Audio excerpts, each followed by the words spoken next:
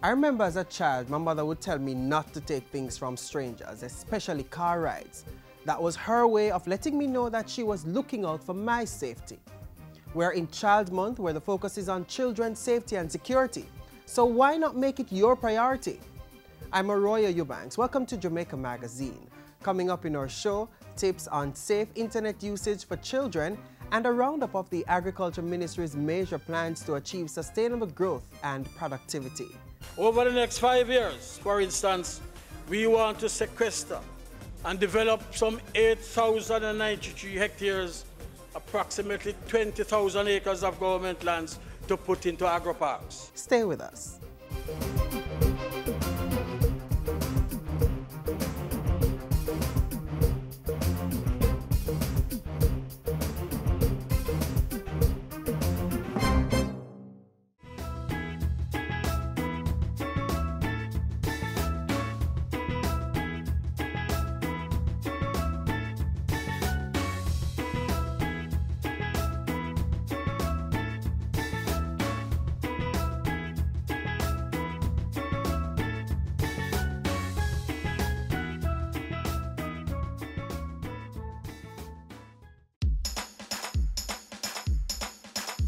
We want a productive Jamaica. We are not productive Jamaicans. Productivity to move forward on this land. Productivity, that's the way to go, we should understand. Productivity is the way to go for all us Jamaicans. Small business, big business, old and young, we are tell every woman and man. We want growth and prosperity for a better nation with a building plan. So we can build our product and sell our product and put more money in our hand. Our economy can rise to a level and build a better nation. Productivity to move forward on this land. Productivity, that's the way to go, we should understand. Productivity to move forward on this land. Productivity, that's the way to go, we should understand. Productivity. Productivity, pathway to prosperity. A message brought to you by the Jamaica Productivity Center, a department of the Ministry of Labor and Social Security.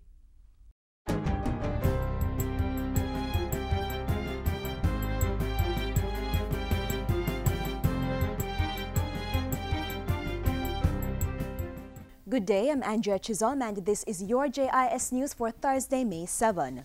Government is making representation to help resolve the intellectual property rights issue that will force local cable operators to stop broadcasting unlicensed content. The Broadcasting Commission recently gave local cable operators until May 31 to stop showing 19 cable channels for which they do not have a license. It's the first phase of a wider compliance enforcement process to address a longer list of channels and content for which local operators either have not been able to or unwilling to secure transmission rights. In a statement yesterday, the Office of the Prime Minister said the matter was a trade issue and the government was engaged in bilateral discussions with the U.S. and Caribbean trade representatives to reach a resolution. There is also a proposal for a meeting to be held as soon as possible between United States rights holders and regional cable operators. In the meantime, the OPM has clarified that the regulatory action was not prompted by discussions during the recent visit of U.S. President Barack Obama and is not the result of an escalation in a trade issue internationally. With Wednesday's tabling of a green paper to amend the National Youth Policy, Minister Lisa Hanna is calling on Jamaicans to support youth development. We expect this to galvanize the focus of the country on the importance of youth development to secure the nation's future. I appeal to my colleagues here in the House, the public and the private sector to utilize this policy and to develop youth programs that will reduce the obstacles that they have to get to where they want to get to. The Youth and Culture Minister was making her contribution to the 2015-2016 sectoral debate in Parliament. The revised policy will now cater to persons 15 to 29 years old and will see the development of a strategic action plan to guide its implementation. The policy will also pave the way for a National Youth Development Agency, which will guide youth mainstreaming efforts in all sectors. Co-chairman of the Economic Program Oversight Committee, EPOC, Richard Biles, is urging financial institutions to cut their interest rates given the improvements in the economy. At a press conference this week, Mr. Biles said the Bank of Jamaica lowered its 30-day repo rate by 25 basis points and its Treasury bills rate by 21 basis points. I think what the Bank of Jamaica is signaling to the banks is that in the face of much lower inflation, interest rates need to come down. And by that they mean interest rates on both deposits as well as interest rates on loans. Inflation for the 2014-2015 fiscal year was 4% and was recorded at -6% for the January to March 2015 period. Based on the current trend, EPOC is expecting moderate inflation for the 2015 calendar year. Jamaica's net international reserves at the end of March, meanwhile, was $2.3 billion, over $900 million more than projected. Finance Minister Dr. Peter Phillips has been meeting Canadian government officials to deepen Jamaica's trade and investment relationship with that country. The Finance Minister is in Canada with Bank of Jamaica Governor Brian Winter and Financial Secretary Devon Rowe. They have been engaged in talks to address Jamaica's debt and external financing challenges. The team is also meeting with representatives of the Canadian Council of the Americas and private financial institutions on ways to support Jamaica's economic development. Members of the Jamaican diaspora in Canada are also being updated on Jamaica's progress under the Economic Reform Program. Minister Phillips and his team return to the island tomorrow, May 8. A joint Cuba-Jamaica Business Council is being set up to foster and facilitate the development of economic relations between the two countries. This follows Industry Minister Anthony Hilton's trade mission to Cuba in April, accompanied by an 18-member public-private sector group. Minister Hilton says a framework agreement is being considered to engage Jamaica's Special Economic Zone with Cuba's Mariel Special Economic Development Zone. As Jamaica continues work towards the development of our Special Economic Zone, we are well placed to take advantage of the opportunities for inter-Special Economic Zone trade. And during a visit to Costa Rica in April, a memorandum of understanding was signed to supplement the free trade agreement between the Central American nation and the Caribbean community. The MOU symbolizes the partnership between Jamaica and Cuba and Costa Rica. It will enhance existing ties and provide an opportunity for more cooperation in trade administration, as well as exchange of valuable trading information. Minister Hilton says Costa Rica, like Cuba, is anticipating Jamaica's fulfillment of its goal of becoming the fourth node in global logistics. And finally, Education Minister Reverend Ronald Thwaites is hopeful that the ongoing negotiations between teachers and the government will end in mutual satisfaction. The Ministry of Education is committed to finding ways to improve teachers' conditions of employment within our budget. Minister Thwaites was speaking in Parliament Wednesday. He commended educators for their dedication to the learning process and threw out a challenge for Jamaicans to support the education system. Our schools need the support of the entire nation. We need all hands on deck.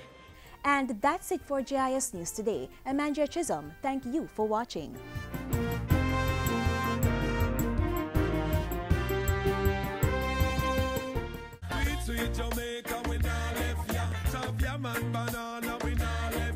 Finger-licking jerk chicken, Helcher fish and bami, will run down yam and banana, roast breadfruit, sweet potato pudding. Jamaica food sweet. So let's make a pledge to use more local produce and less foreign goods. Let's grow what we eat and eat what we grow. 9 agri-parks in operation, more than $718 million spent to install modern infrastructure on over 754 hectares of land, approximately 1.7 million kilos of produce reaped, and 1,428 people employed. All this happened in 2 years, and more of the same is planned for the 2015-2016 fiscal year. The Agriculture Minister shared the details in his sectoral presentation recently.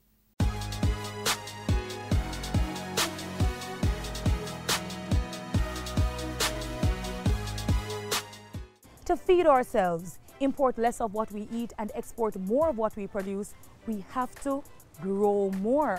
And that means putting more lands under production, outfitting them with the necessary infrastructure, and getting more farmers to till the soil. Agriculture Minister Derek Kelly told us how that has been going in his contribution to the sectoral debate on April 21. We have at the 31st of March 2015 established 9 agri-parks.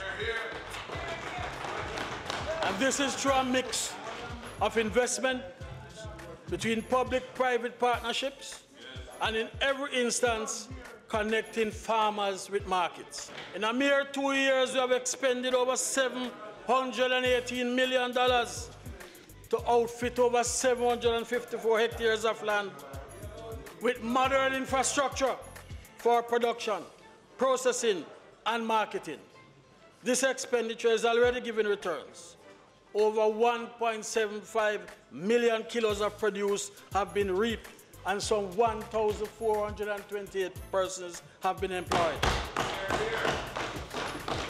Import substitute crops were targeted, including onions and Irish potato, and the 2014 calendar year recorded a 4.5% reduction in the country's $1 billion food import bill.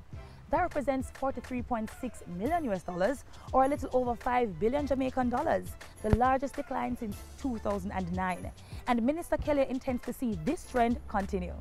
Therefore, in 2015-16, we propose to undertake the following. 1, to complete the infrastructure works now in progress at Spring Plains and Ebony Park, and Yalas, New Forest, Duff House, and Mailersfield Agro Parks, where we are now spending some $418 million to complete irrigation systems, roads, drainage, land clearance, and parking facilities. 2, we are to commence the construction of a brand new water supply system in Hill Run. 3, we are to extend the Hanslow irrigation system and construct farm roads to complement the packing house and the pepper mash facility already established there to make this also a new agro-park. 4, we will install an irrigation system at Spring Ground in St. Elizabeth to engage over 80 hectares, some 200 acres of land for a new agro-park. 5, we'll commence production activities in the non-such Unity Agro-Park in St. Mary, where there is now an overwhelming demand for lands to engage in export banana, cocoa, and coconut production. 6, we intend to commence infrastructure works in Seven Rivers, Enfield, and Sunderland to create new agro-parks. Sounds good, doesn't it? Yeah, man. The Agriculture Ministry means business this year. For the 2015-2016 year, we project the involvement of over 300 more farmers, 5 major buyers, and the establishment of 120 hectares, yielding some 2,400 tons, or 20% of the imports, thus creating more than 150 additional jobs in the onion program. To take advantage of the tremendous export potential for Jamaican produce, we are currently targeting bananas for the British market and cocoa, especially in St. Mary, both local and new varieties of sweet potato, watermelons, hot peppers, mango, and spices. In this regard, we will be following closely the market access acquired for Trinidad and Tobago for dasheen, hot peppers, and banana. Farmers are going to be very busy, and the Rural Agricultural Development Authority's extension officers and marketing teams, as well as the ministry's support staff, will be lending support to ensure that these measures stay on track. As he addressed Parliament, Minister Kelly also made it clear that he was not prepared to give up fertile agricultural lands for other developments. The Ministry of Agriculture and Fisheries this year will bring to Parliament, in conjunction with the Ministry of Water, Land, Environment and Climate Change, an agricultural land utilization policy. And let me just sound a warning. It's not going to be an easy ride to get this ministry to yield good agricultural lands for housing, because it is a diminishing factor.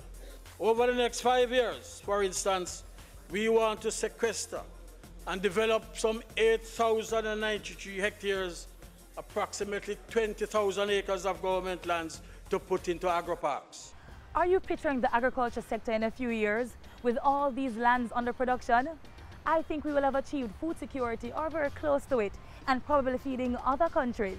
But we're not just going to stop at developing lands and forget to put security in place to protect the farmers. The recently appointed Pradial Larceny Unit is working, and the new policies are coming on stream for reinforcement. We will be presenting to Cabinet shortly proposal for increasing fines under the Agricultural Produce Act. And similarly, we have asked the Ministry of National Security to initiate the same in respect of the Pradial Larceny Prevention Act. The National Animal Identification and Traceability System is a critical component of our anti-pradial larceny drive. And under the proposed amendments to the Agricultural Produce Act, we are going to simplify and activate the provisions for all handlers of agricultural produce. From here on, we will see an intensification of operations by the police, and this will be a sustained operation. Turning to the sugar industry, production went up by 20.4% in 2014. There was also a 27% expansion in cultivation, and the government is committed to enhancing the social transformation of the sector. We propose to spend over $700 million to rehabilitate some 80 kilometers of roads in all cane-growing areas of Jamaica. We will train an additional 600 persons, including young people, at a cost of $122 million. And we'll also complete an additional 80 social infrastructure projects in sugar-dependent areas in this financial year at a cost of some $273.4 million. The Fisheries Division got equal attention from the Ministry of Agriculture. The minister told us about ongoing work to develop policies for better management of the sector, a $289,000 grant to develop a management plan for sea cucumbers, and measures to address poaching. I confidently expect that the new fisheries bill will be tabled this year. I will also be bringing to the House a bill within a few weeks to amend the existing Fisheries Acts of 1976, specifically to deal with increasing of fines. The plunder of our resources by poachers require the urgent amendment of the Act to increase the fines. Additionally, the drones announced by Minister Clark last year have been acquired and are now being tested for early deployment. As we speak, proposals are heading to the Cabinet for the amendment of the Conch Cess Levy Act of 2009 to make provisions for the imposition of a cess on other species as and when we begin to exploit them. It is this cess, Mr. Speaker, that will be used to sustainably manage the resources, including the much trumpeted cleanup of the Pedro Keys. It's still early days into the new fiscal year, so there is enough time to get all these things going. The Ministry of Agriculture and Fisheries is committed to the plan. Together we continue to lead the charge to grow what we eat and eat what we grow. Because as a government we have sought once and for all to put agriculture on a sustainable footing.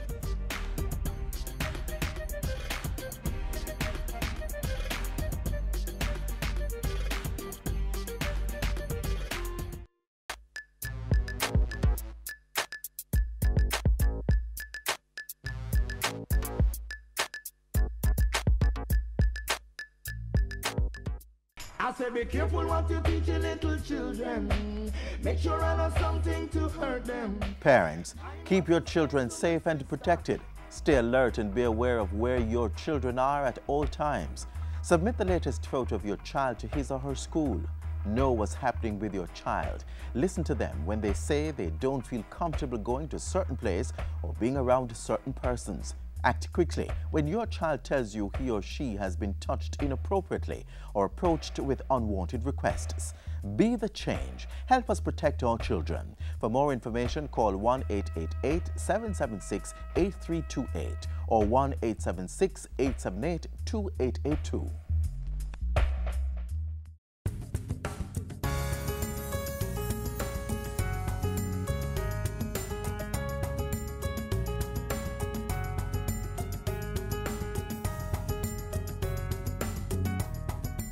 I want to call on all communities across Jamaica to see to the protection and the care of the children of Jamaica. The child you abuse today can be scarred for life because of the abuse.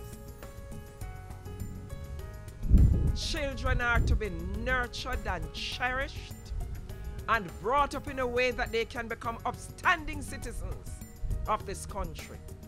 I make a special appeal on behalf of the children of Jamaica. They are our precious pearls. They are our diamonds. They are the future. We have a responsibility. And I'm begging everyone in the community in which you live, look out for the children. Not to abuse them, but to nurture them and to care for them.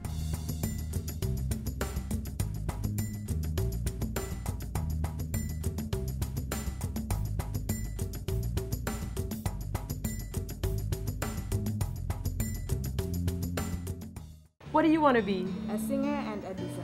And you? Yo, it's hard to face the truth. You see the hundreds of boys and girls we go missing every year? Any one of them could be yours, could be mine. Don't deny the reality. Make sure you know what to do if your youth goes missing. Make a report to the police or call 119 right away. Tell them the name, age, address, and the date, time, and last place you saw the little one. Describe what they were wearing and make sure you have a recent photo to show. Move smart, move fast. Help the authorities to get your child home to you. We are in the technology age of smartphones, broadband, internet service, and a wide range of social media sites to tap into. Children are communicating through these resources with more proficiency than us adults, but they require supervision to ensure their safety. This next feature gives some very important safety tips to follow.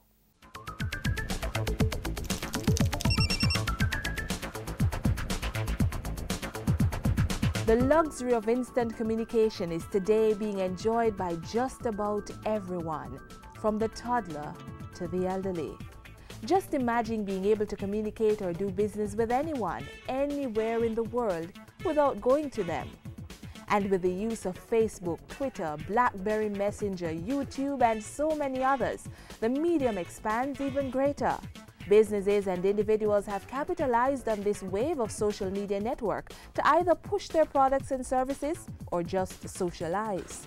I'm hooked up on Facebook. I am a part of Twitter, Facebook, MySpace. I'm on Facebook. I'm on the YouTube site. Well, for me, it helped me to communicate with my friends here in Jamaica and those that left. As an artist that's seeking some promotion, I use it for exposure. With everything comes responsibility. So while being attached to the social media circle may be all about the pleasure or business, it doesn't hurt to exercise a little caution. I've seen a lot of persons posting that, kids especially, and they'll give a lot of information because they're vulnerable. And they say they'll be at Sovereign, nobody's home, we'll be on vacation. And it poses a real risk, really, for persons to breach their houses, steal, and that kind of stuff. Oftentimes, we have also had reports of children being exploited. We have had cases where we have seen persons downloading pictures of kids. So what happened, they'll download these kids, they'll morph their faces on nude bodies, and they'll tell them that, listen, you don't have sex with me, I'll post the pictures.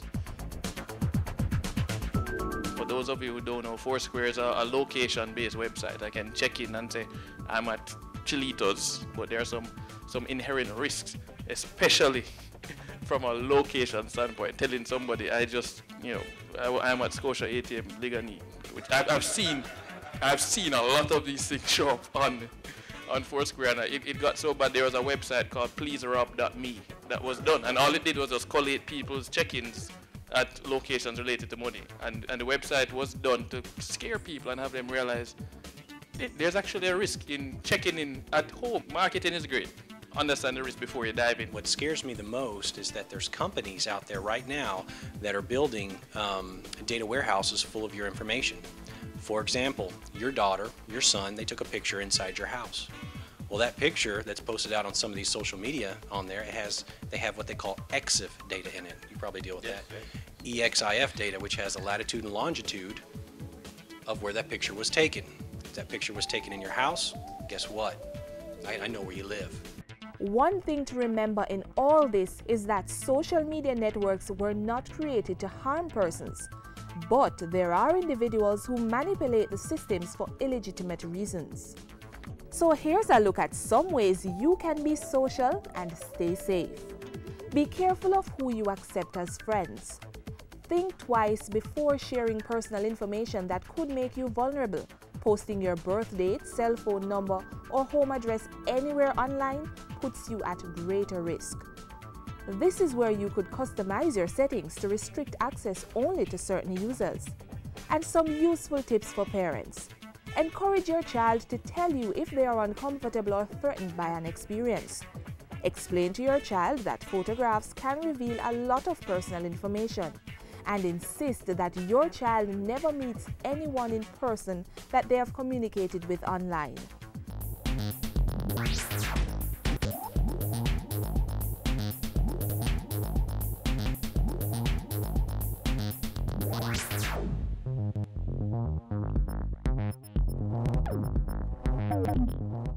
When you're on the road, take your time. When you're on the road, bear this in mind. When you're on the road, you could save a life when you're on the road. More on the importance of protecting our children is next.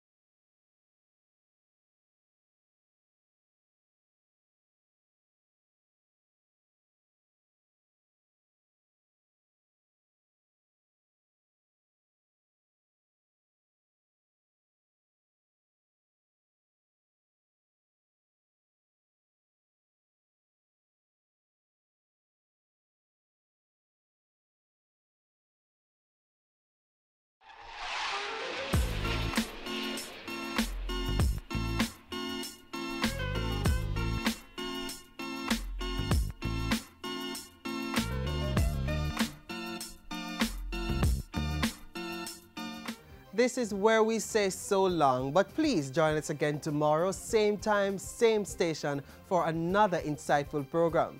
Until then, keep the link via our website, jis.gov.jm.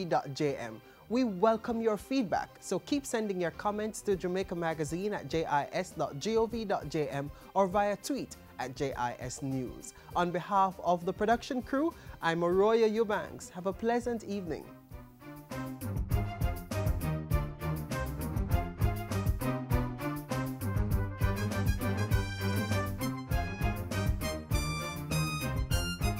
This has been a production of the Jamaica Information Service, the voice of Jamaica.